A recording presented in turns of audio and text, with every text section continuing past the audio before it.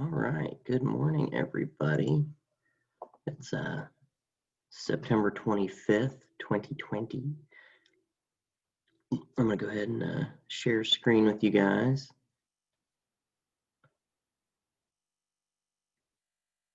All right, so what we're gonna cover today is we're gonna start the class with going over how people's biscuits turned out. I had a couple people send stuff in.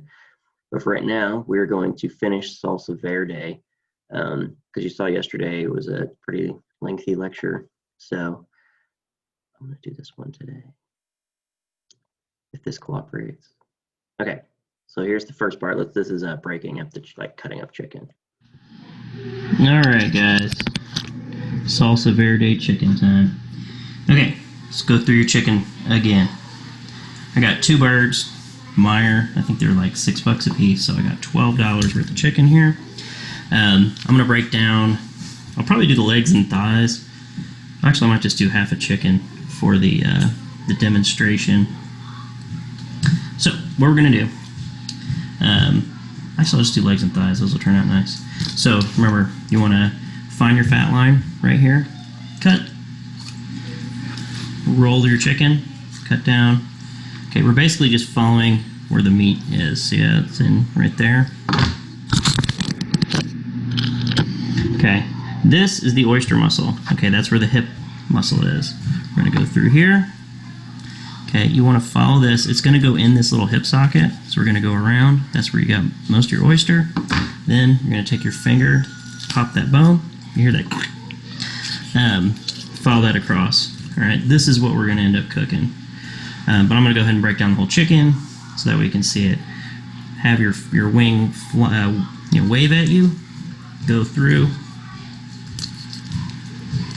roll, go back, go right through, got a wing.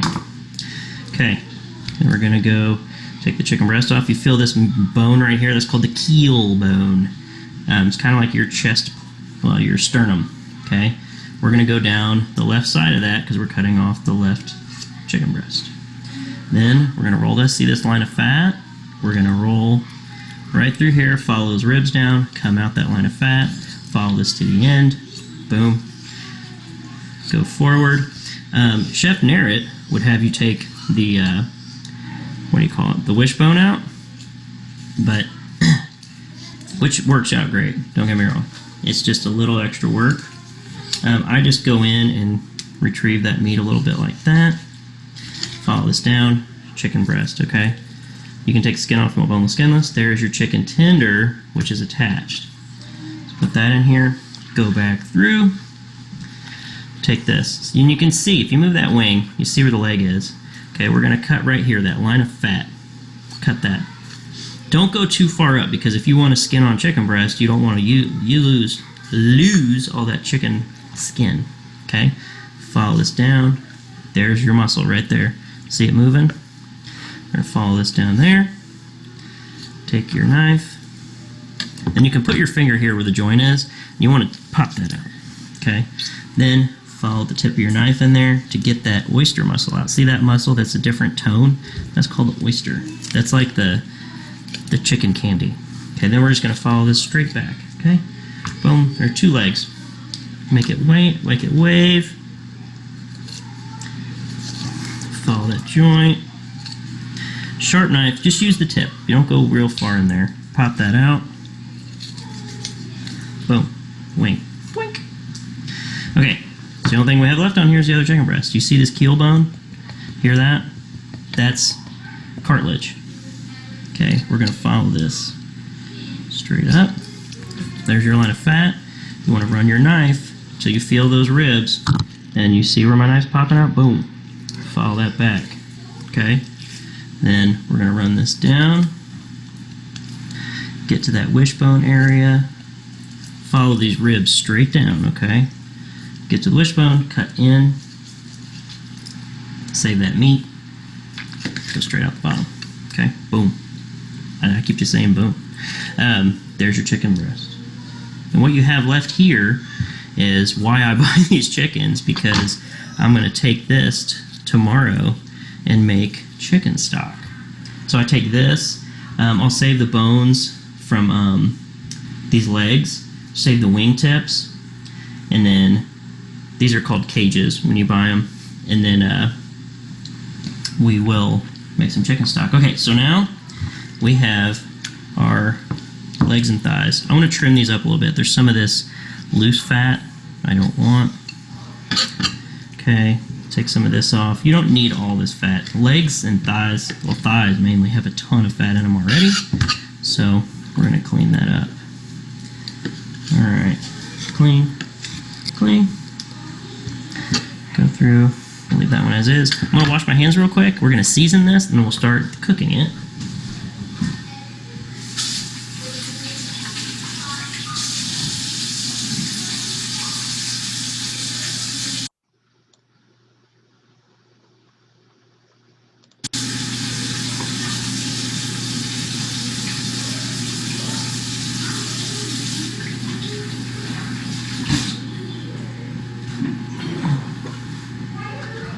Alright.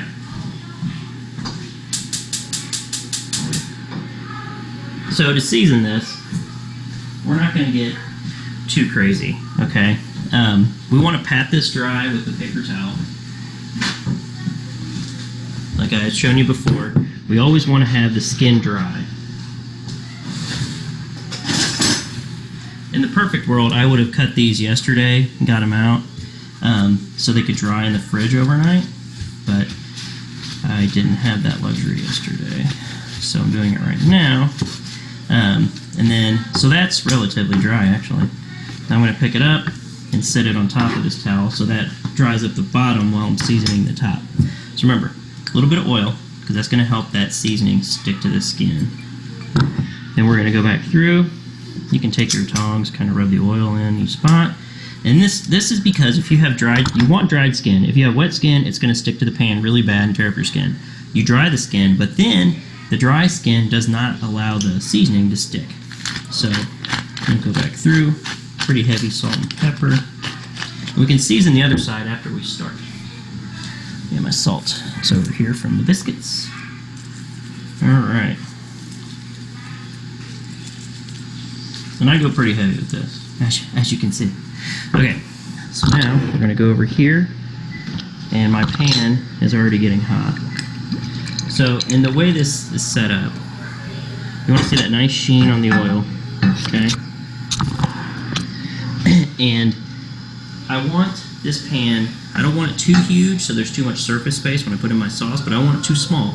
I want that chicken to cover most of the surface space, and then when I add the salsa to it, it's going to be able to like submerge the chicken enough in order for the whole piece of chicken to touch oil.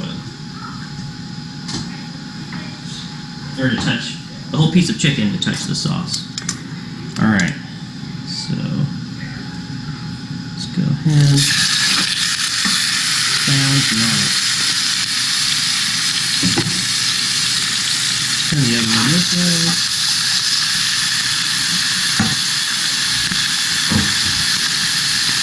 And then turn this down a little bit, and then this is when you can go ahead and season your other side of chicken.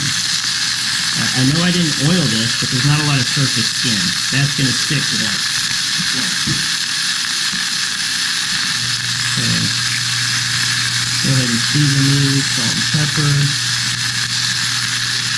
And then, like I was saying before, what you need to do, once that initial sear happens, you want to lift this up a little bit and make sure that oil reconnects with the skin. Okay, that's what this is doing. Alright, we'll be back in a second. We're going to let this sear, and I'll show you what the sear looks like after. So, I know that was really loud. I didn't realize how loud that was. I'm getting the skin nice and crispy on that one side. That's what you want to do. That's what I'm searing. You don't want this smoking where it's burning. You want it searing where it's getting like a nice brown. Okay, now here's a second. Okay, we're back. You guys see this golden? That's what we want. We're gonna go ahead and turn these. All right, you see the color? That's what you can barely hear it at all. So I wanted to get nice and brown. Once it's nice and brown on both sides, you're gonna let that I covered it to kind of keep some of that moisture in. Brand Salsa Verde. I just get mild, just so it doesn't give me too much heartburn. You can always add heat with sauce. So what I was just showing you there, I just bought Salsa Verde because I did not have tomatillos at the store. I just get the Herdez brand. I just get mild just in case anybody in my house wants to try it. I love super hot, spicy food, but if I make it that way, that'd be the one time somebody's like, "Oh, I want to try it." So I just put mild on it. Hot sauce, whatever you want. So this is going to sear for a second, and then I'm going to show you. We're going to turn the heat down, put the salsa in there, and then I'm cheap, so I'm going to rinse that out with a little bit of hot water too and add that. And then we're going to braise it. So it's going to be partially submerged in liquid, and then so we're doing dry heat cooking now, partially submerged in liquid, and then we're going to finish it in the oven. And remember, this salsa verde is tomatillos. So they look like a green tomato with a husk on the outside, almost like, I don't know, it's hard to describe. It's almost like how corn has the husk on that, but not that fibrous. So you have to peel these, and then, like I said, I like them roasted. All your vegetables and everything roasted to get them nice and soft, caramelized. It turns out really good. A lot of people just boil it, which is completely fine. It just depends on your taste. So let's check these out. All right, so they're getting a little brown, working out nice. Just for time purposes, I'm going to go ahead. I'm going to put this. What I want to do is drain the extra oil off in there, because you don't want all that oil. Yeah, so you don't want all that oil in there because it's just going to be like a big soupy oil mess. Take the oil out, but do not change pans, because all that fond, all that brown stuff on the bottom is going to come up and flavor the sauce. And then since it's a bone-in chicken breast, when this cooks, it's going to let out a lot of flavor from the bones too. In here, okay? I'm going to shut the heat off. We're going to add the salsa verde. Okay? See how it's bubbling up real nice? And then you know how I roll. I'm going to rinse this out. Oh, and I rinse that out. I save every little piece of salsa verde. Okay. So get all your sauce out of there. Then, okay, I'm going to turn this back up for a second. And we want to like move this around a little bit, because some pieces, some of that sauce is going to be a little more watery. Turn this over so a little bit of that sauce gets on top of the chicken too. Okay. Now, this is going to come back up to a boil. Well, a slight boil. As you can see the small bubbles coming up through here? That's what you want, okay? That means it's hot enough up to temperature. We're gonna go ahead and cover this. I got the oven at 350 on convection, and we're gonna go ahead and bake it. All right, so that's how it's gonna cook. I'm gonna cook this. Chicken thighs take a little bit longer, but since they have the steam in there too from the sauce, probably just to be safe, I'm going to do about 23 minutes, 22 minutes.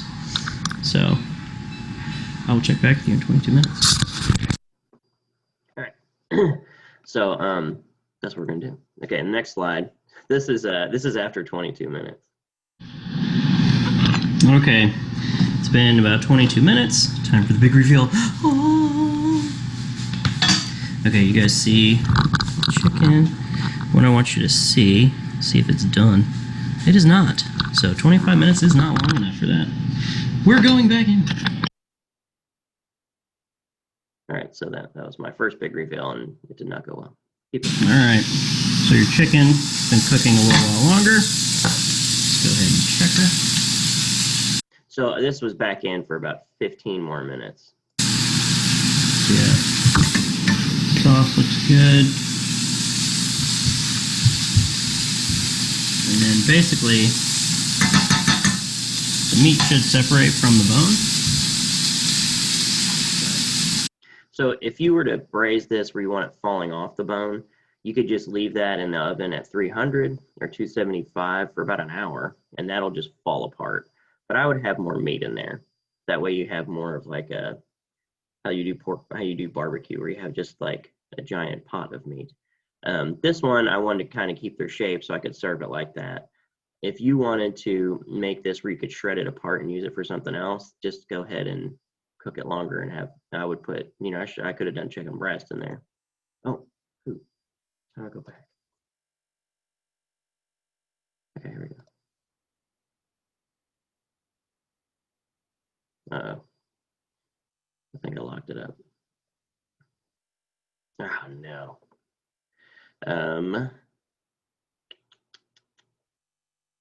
We're waiting. So anyway, I'm just going to keep talking while this thing's trying to figure itself out.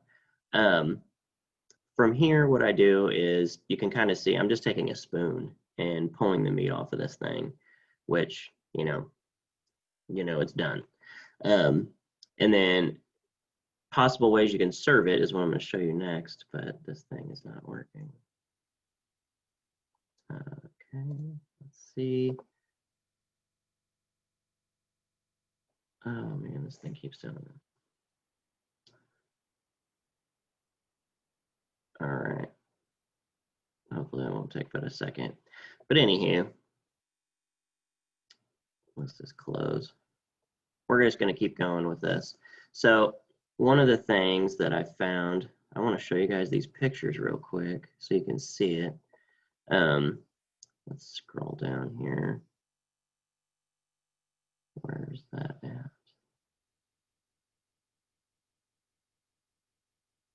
Okay. One of the main pictures I wanted to show you guys was this one called chilaquiles.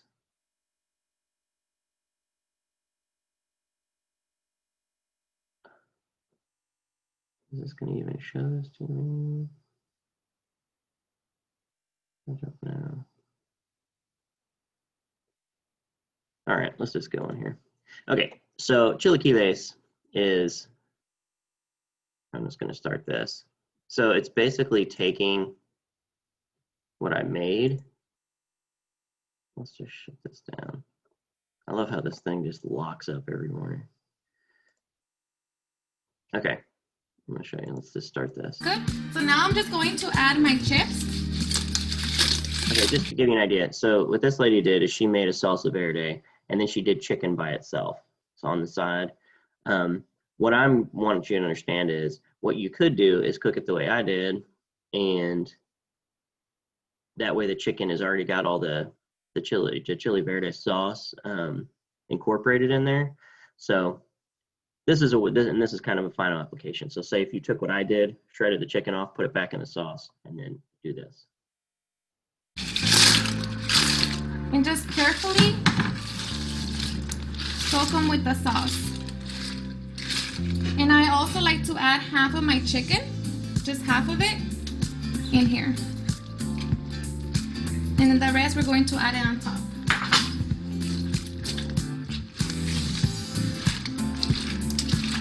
So just move it around.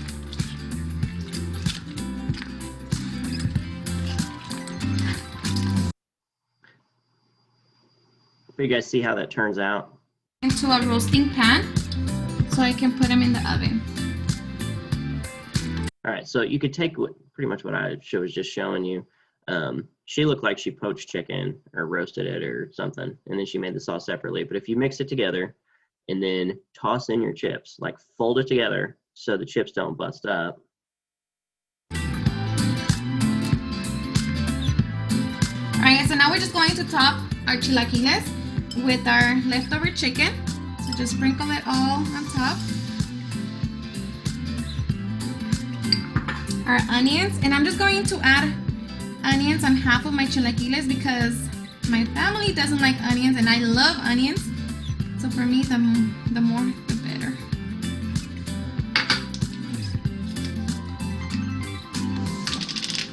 Oops.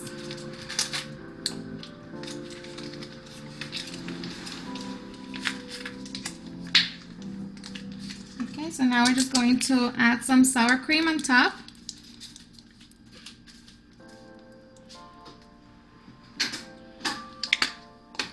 And sprinkle it with cheese.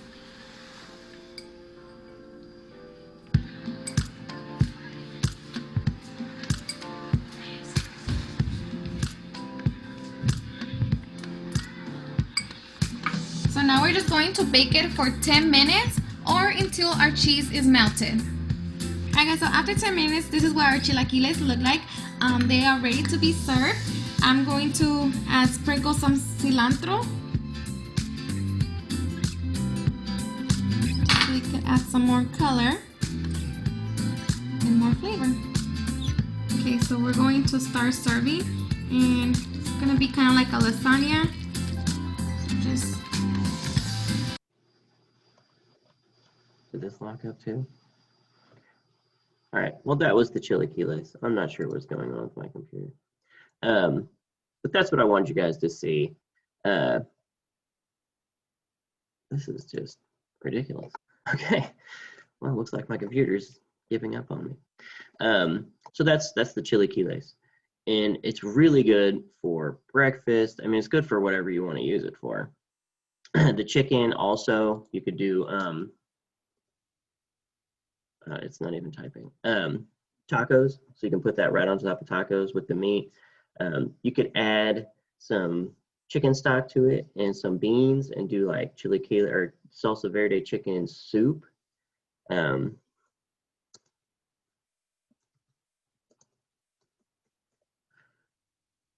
there might be some pictures in here. Chicken soup. You can do the chili. Oh God, there's so many things you could do. I mean, you can serve it as is. I mean, you can just serve. You can put it on top of rice. You can do. There's just many applications like that right there. That's a salsa verde chicken recipe. So, and it's just using the fruits that you have. So yeah, if you just Google salsa verde chicken, you can do tacos. You can do. There's a braising.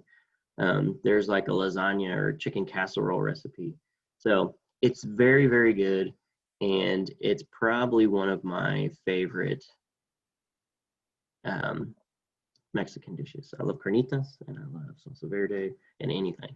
So you can use it for breakfast. You know, I put eggs on top of it. All right, so that is your lecture today. And then we'll include pictures of people making biscuits.